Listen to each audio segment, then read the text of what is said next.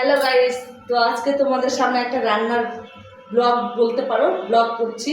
তো ছোট্ট, বেশি বড় করব না, একটুখানি লং করব। তো দেখো আজকে কি কি মেনু করেছি আর কি কি রান্না হবে। তো আজকে তো ভোটের দিন, সবাই জানো, ভোট দিতে গেছিলাম। এই যে ভোট দিয়ে আসলাম, ভোট দিয়ে এসে এই যে তোমাদের দাদাভাই কাতলা মাছ এনেছে। দেখো কত সুন্দর কাতলা মাছটা ধুয়েছেও, আবার কত সুন্দর ওই সব করেছে।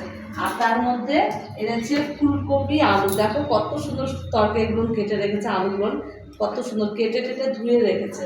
আর তার সঙ্গে করবো আমি এই যে এখানে আছে খুড়ার ডাঁটা, আর আছে পুঁই শাক, পটল আর কপির ডাঁটা, আলু দিয়ে এটা সর্ষে বাটা চচ্চড়ি করবো। তো আর আছে কালকের আমের টক আছে, আমের টক করবো না, এই যে আমের টক আছে, একটু গরম করবো, হয়ে যাবে।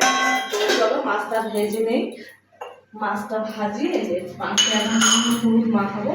এই নুন দেখলাম, মাছে একটু নুনটা বেশি হলে মাছের লবণটা ভালো হবে আর ভালো লাগে খেতে। এবার হলুদ দিয়ে দেবো। দেখো, তো আজকে আমি ভাবলাম কিছু রান্না করবো। আর একটা কথা বলতে ভুলে গেছি তোমাদের। তো দেখো, আর একটা জিনিস আছে, আমি আতপ চাল ভিজে রেখেছি। এই যে গোবিন্দভোগ চাল ভিজে রেখেছি, মাছের মাথাতে মুড়ি ঘন্ট করবো।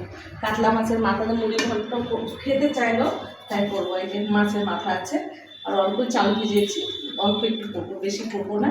তো দেখো কেমন হচ্ছে রান্নাটা। আর বেশি বড় ভিডিওটা করবো না, কারণ আমার ভিডিও ছাড়া টাইম হয়ে গেছে। অথচ আমি কিছুদিন ধরে না, আমি টাইমটা মেনটেন্স করতে পারছি না। তো কীভাবে মেনটেন্স করবো বলো?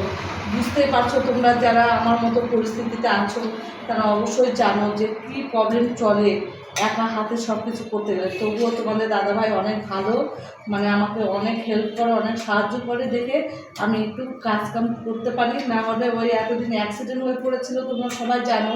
তো অ্যাক্সিডেন্ট হয়ে পড়েছিল, তাকে দেখাশোনা করে মানে এখন সুস্থ হয়েছে, এখন ও নিজে নিজে করে। তো চলো হাত ধুয়ে নেই,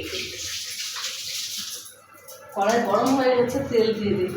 তো বন্ধুরা, আর একটা কথা, ফেসবুকে আমরা ভিডিও করি, কিন্তু হিংসাটা মানুষের মনে যখনই মানুষের মনে হিংসা থাকে, সে তখন সফলতা অর্জন করতে পারে না। তাই বলছি বন্ধুরা, আমার মতো ভুল তোমরা করবে না। আমি যেটা প্রথম করতাম, লাইক কমেন্ট কাউকে করতাম না, ফলো করতাম না। তার জন্য আমার কিন্তু আগে কোনো দিন ভিউজ হতো না, 2-1টা কমেন্ট হতো, লাইক কমেন্ট খুবই কম হতো, ফলোয়ার্স তো হতোই না। তো তোমাদের ভালোবাসায়, বড়দের আশীর্বাদে আমি এখন অনেকটা এগিয়ে যাচ্ছি, তোমরাও এগিয়ে যাবে। শুধু একটাই কথা মাথায় রাখতে হবে, যে সামনে আসা ভিডিওকে লাইক কমেন্ট করতে হবে। আমাদেরকে ফেসবুক সাজেস্ট করছে, সেই ভিডিওটা আমরা ধাক্কা মেরে উপরে যদি ঠেলে দিই, সেই ভিডিও কি আমাদের ভাইরাল হবে? কোনো দিনও হবে না। তার জন্য সবাইকে সাপোর্ট করতে হবে, তবেই তুমি সাপোর্ট করবে। সাপোর্ট না করলে সাপোর্ট পাওয়া যায় না। আর আমার ভিডিওটি যদি ভালো লেগে থাকে, তাহলে একটু লাইক কমেন্ট ফলো করে পাশে থাকবে। নমস্কার, ভালো থাকবেন, সুস্থ থাকবেন।